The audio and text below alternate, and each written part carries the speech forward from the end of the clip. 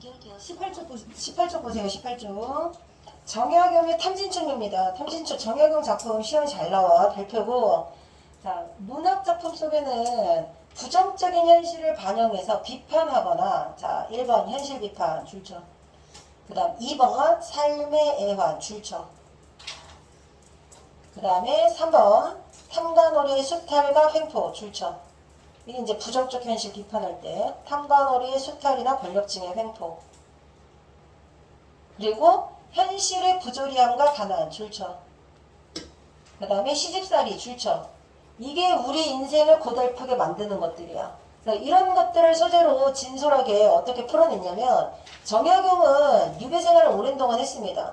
오랜 동안 유배 생활하면서 정약용이 가장 많이 주변에서 봤던 평민들의 삶, 그 평민들의 애환이 담겨있는 그런 것들을 소재로 한시를 남긴 거예요. 그리고 그걸 저술한 책들만 하더라도 수백 권에 이르게 됩니다. 그 수백 권에 이르는 책들 내용 중에서 권력층의 수탈과 횡포를 비판하는 대표적인 작품이다. 탐진촌에 관련된 노래예요. 새로 짠 무명이 눈결같이 고왔는데, 자, 무명독을 한번 치세요. 무명이 세금으로 내야 하는 거야. 근데 그 무명을 이방에 낼 돈이라고 황두가 뺏어가네. 자, 이방 밑에 황두는 이방 쫄따구라고 생각하시면 됩니다. 황두 세워 치세요. 황두. 자, 탐관오리를 황두라고 표현한 겁니다. 늦은 세금 독촉이 성화같이 급하구나. 세금 내라고 엄청 독촉이 심하구나. 3월이라 중순에 세곡선이 떠난다고 세곡선 세워 치세요. 세곡선에 무명을 싣고 가는 거야. 그러니까 세곡선 시험 볼 거면 얘기 재밌니? 시험 볼 거면 여기 와서 보면 돼. 황두가 뺏어가고 세곡선이 떠나는 걸 보는 당시 농민들의 마음이 어떻겠어? 너무 가혹한 수탈 때문에 살기 힘들다, 고단하다 이렇게 생각을 했겠죠? 자, 필기 1번에 보시면 가렴주구 사자성어. 가렴주구의 뜻은 가혹한 수탈이란 뜻이에요. 탐관오리의 가혹한 수탈은 가정맹호, 맹수인 호랑이가 살고 있는 동네에서 살고 있던 어떤 여인이 울고 있었어. 근데 그 울고 있는 여인에게 지나가던 사람이 물어본 거야.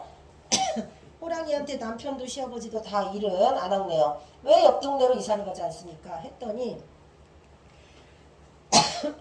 옆 동네는 세금을 너무 많이 걷어서 살 수가 없습니다. 이렇게 얘기를 한 거야. 자, 이 얘기 조금 그렇긴 하지만 지금 대한민국은 세금과의 전쟁입니다.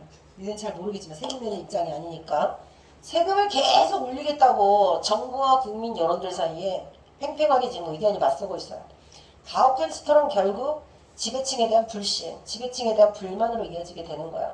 그러니까 정약용이 봤던 가난한 농촌의 현실, 가혹한 수탈 때문에 백성들이 살아남기 힘든 현실에 대한 안타까운 플러스 뭐다? 비판이다. 근데 그걸 직접적으로 얘기를 하지 않고 황두라고 돌려서 빗대어서 표현을 했고요. 이거랑 좀 비슷한 내용의 시가 있어. 자, 새가 막 지지배배 울고 있어요. 근데 울고 있는 지지배 새소리를 잘 들어보니까 자기 집에 살림살이 다 도적들이 와서 빼앗아가고 집에서 도저히 머물 수가 없다. 그래서 갈 곳 잃은 백성들의, 농민들의 서름을 집 잃은 새에다가 빗대어서 이렇게 표현하기도 한단 말이야. 무슨 뜻인지 알겠죠? 비판적 내용을 담고 있는 자연물을 소재로 빗대어서 표현한 대표적인 작품이다. 이렇게 기억하시면 됩니다. 세금 독촉에 시달리는 백성들의 힘겨운 삶을 사자성어로 말해봐. 뭐라고? 가렴주구. 자, 그 다음 한수마, 세한수마. 사설시조의 특징. 사설시조는 중장이 길어집니다. 중장이 핵심이야. 중장 봐봐. 고모장지, 세설장지, 가로다지, 여다지. 여기까지는 문의 종류야. 무슨 문, 무슨 문, 무슨 문. 암돌적이, 수돌적이, 배목벌새, 뚝딱, 동그라미. 여기까지 문 만드는 과정입니다. 자, 문을 만들려면 이거저거 뚝딱뚝딱 박아야겠죠? 뚝딱 박아서 문 만드는 과정을 생생하게 전달하는 음성상징어 표현. 자, 두 번째 필기를 보세요. 사설시조의 특징은 필기보세요. 중장이 2구 이상 길어지는데 중장은 대체로 일상생활 주변에서 흔히 볼 수 있는 소재들을 반복해서 열거합니다. 또는 과장법이 쓰이기도 해. 다 쓰인다가 아니라 과장법 쓸 수 있고 여러가지 다양한 사물을 나열하는 것은 공통된 특징이야. 플러스 빈칸에 들어갈 건 뭐냐면 얘들아, 저기에 적어준 것 말고 중장에 나오는 표현법이 시험 출제 요소라는 뜻이야.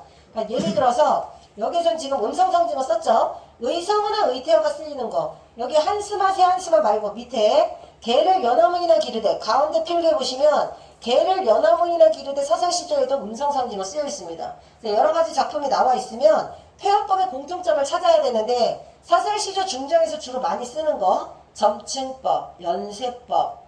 점층법이 뭐야? 의미가 점점 확대된다. 점점 커지는. 연세법이 뭐야? 꼬리를 물고 계속 이어진다. 예를 들면 이런 거지. 어이 못 얻어다 어이 못 얻어나. 성 안에 담을 쌓고 담 안에 집을 짓고 집 안에 뒤지 짓고 이렇게 뒤에 나오는 말을 다시 한번 반복해서 쓰는 게 연세법이야. 또는 지금 여기서처럼 음성상징어를 사용을 한다. 자, 보통 의성어나 의태어를 사용을 하면 생생한 현장감.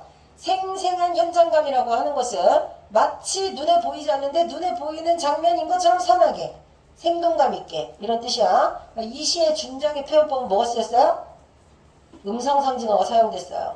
그리고 과장, 나열, 반복은 사설시조에서 공통적으로 많이 나타나는 특징이라고 했다. 자, 그리고 이제 뚝딱 받고 용거북 자물쇠로 수기수기도 음성상징어야. 뚝딱은 의성어고요. 수기수기는 깊이 이렇게 해석하면 되고 의태어야. 의태어. 수기수기 차였는데 병풍이라 덜컥 접은. 이건 뭐냐면 병풍이 뭐니? 제사 지낼 때 뒤에 이렇게 쫙 펼치는 거 있죠? 그거 접을 수 있어 없어? 접을 수 있잖아. 그 병풍이 있으면 이렇게 접잖아요. 접어서 이렇게 이동하는 거잖아.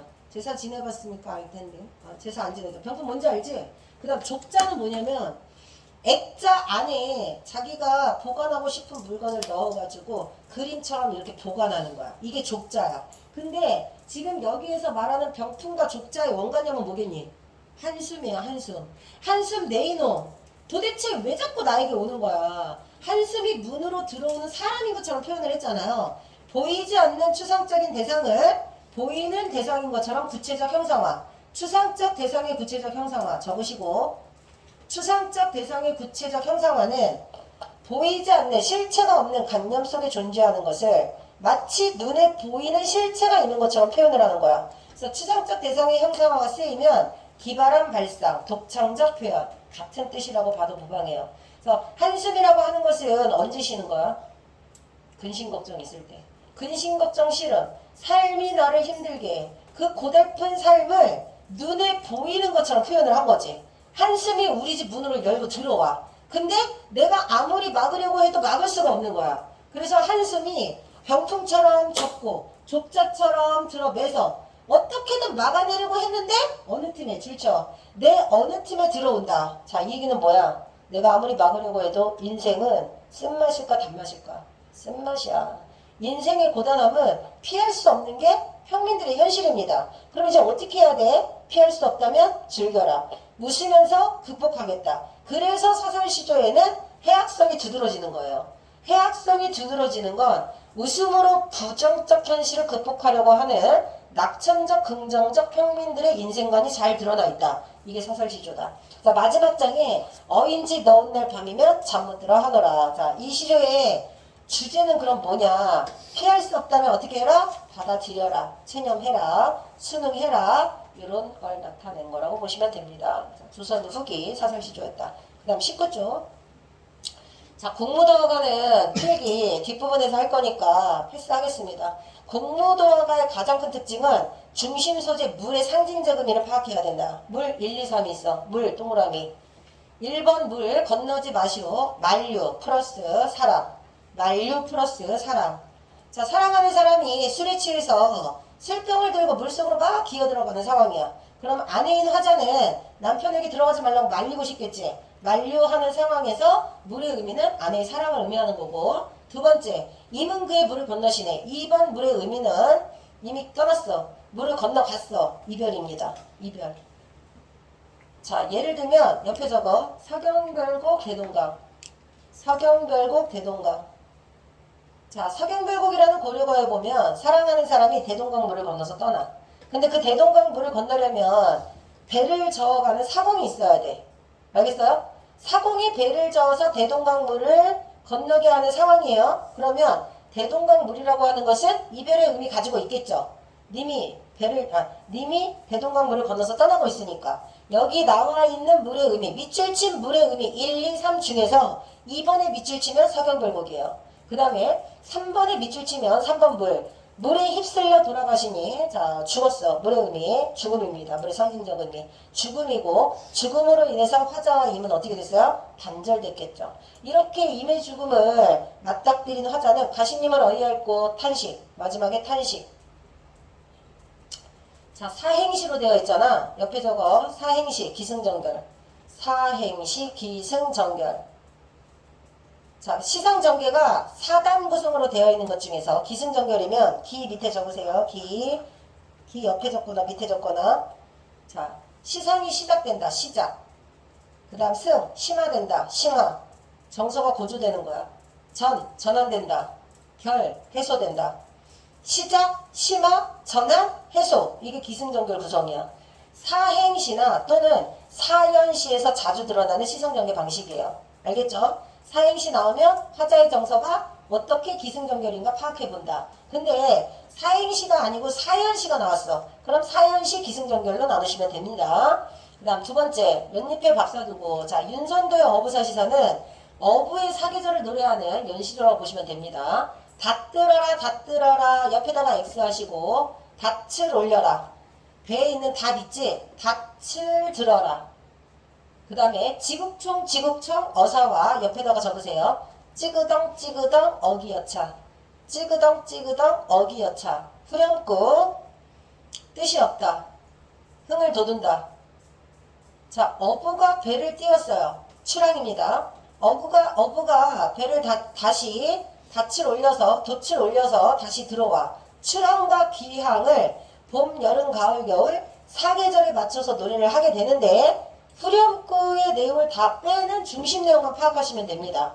연잎에 밥 사주고 연잎이라고 나와 있잖아. 연잎이라고 써줬어. 필기에다가 연꽃잎 있지? 쌈밥 먹을 때 연잎에 쌈을 싸서 밥을 먹는다 이런 뜻이에요. 근데 연잎을 연잎으로 썼으니까 뭐 아직 안 일어났어?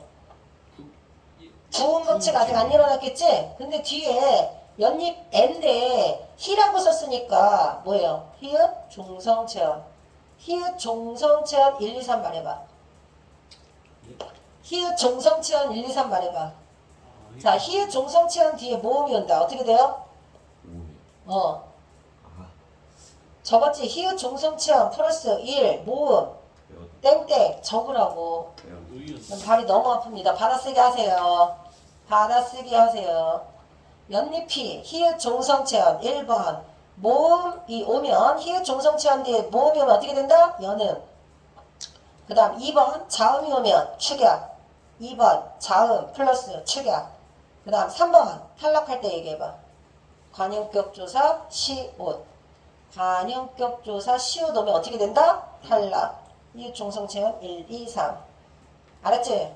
기역 종성체언 1, 2, 3. 히읗 종성체언 1, 2, 3. 관용격조사 1, 2, 3. 목적격조사 1, 2, 3, 4. 그 다음에 주격조사 1, 2, 4. 이렇게 외우면 돼. 알았지? 시험 3장입니다. 할 거 많습니다. 자, 그리고 문제 1번 보세요.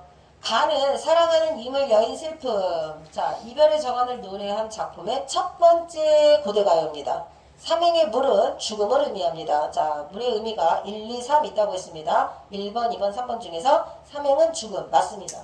그 다음 2번 나의 화자는 세속을 벗어나 자연 속에서 유유자적 줄쳐. 자연 속에서 유유자적한다. 유유자적한다는 것은 크게 뭐에 얽매이지 않고 출세, 입신영역, 부귀영화에 얽매이지 않고 어떻게 한다? 안 빈답도 안 분지죠. 누리면서 사는 삶을 강호가도 또는 강호한정가라고 합니다. 강호한정가의 계보가 있습니다. 어부사시사 옆에 연기작품 적으세요.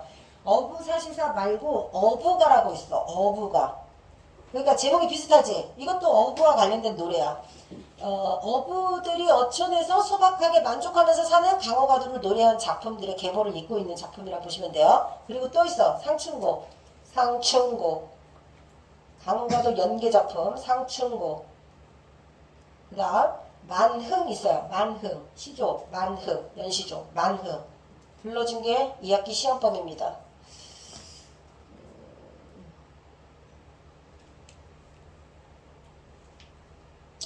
자, 그래서 강호가도 대표작 어부사시사 옆에다가 연계작품 쓰시고 그 다음에 3번에서 백구 동그라미 치세요. 한가로운 자연에서 무심한 백구는 욕심 없는 삶을 나타낸다. 백구 갈매기예요. 갈매기는 욕심 없는 자연물. 내 쫓는가 쟤 쫓는가 줄쳐. 내가 갈매기를 쫓아가는 건지 저 갈매기가 나를 쫓는 건지 알 수 없을 정도로 자연과 하나 되어서 완전히 동화되었다. 물아일체. 적으세요. 물아일체. 그래서 갈매기는 백구는 화자가 부러움을 느끼는 대상이 아니라 자연과 조화를 이루고자 하는 화자의 마음을 드러내는 자연물이라고 할 수 있다. 부러움 X. 그 다음 성지상의 송인입니다. 한시 송인은 비긴 강둑에 풀빛이 고운데 남포에서 임 보내면서 슬픈 노래 부르네. 1, 2행 묶어 가로 묶어 선정이에요. 선정 1, 2행에서 경치를 먼저 얘기한다. 그 다음에 뒤에 대동강 물이야 언제 마르려나. 자 대동강 물은 마르지가 않아. 이유가 뭐냐면 해마다 이별 눈물을 보태나니. 자 일단 3, 4행은 도치법 쓰였어. 해마다 이별 눈물 보태나니 대동강 물은 마르지 않는다 이런 뜻이에요. 도치법 쓰였고 도치법 옆에 보태나니 옆에 적으세요. 여운지속. 도치법을 사용하면 서술의 위치가 바뀜으로써 문장이 끝나지 않았기 때문에 여운이 지속되는 효과가 있다. 자 그리고 과장법도 쓰였어. 과장법 얘기했나? 대동강 물이 마르지 않는 이유가 이별 눈물 때문이라고 했어. 눈물이 어찌나 많이 흘렸는지 대동강 물이 마르지 않을 정도라고 얘기를 했거든. 그러면 대동강 물이 마르지 않을 정도로 많은 눈물이 흘렀다라는 걸 통해서 화자가 얘기하고 싶은 건 뭐야? 슬픔의 정서가 눈에 보이는 것처럼 저 강물을 바라보니까 슬픔의 깊이가 느껴지는 거야. 슬픔의 깊이를 대동강 물이라고 하는 실체가 있는 것처럼 표현을 한 거야. 뭐야? 추상적 대상의 형상화야. 아시겠죠? 그래서 송인도 시험에 잘 나오고요. 이별의 정화를 나타내는 대표적인 작품이기도 하다. 그 다음 남은 단에서는 눈 맞아 휘어진 대나무예요.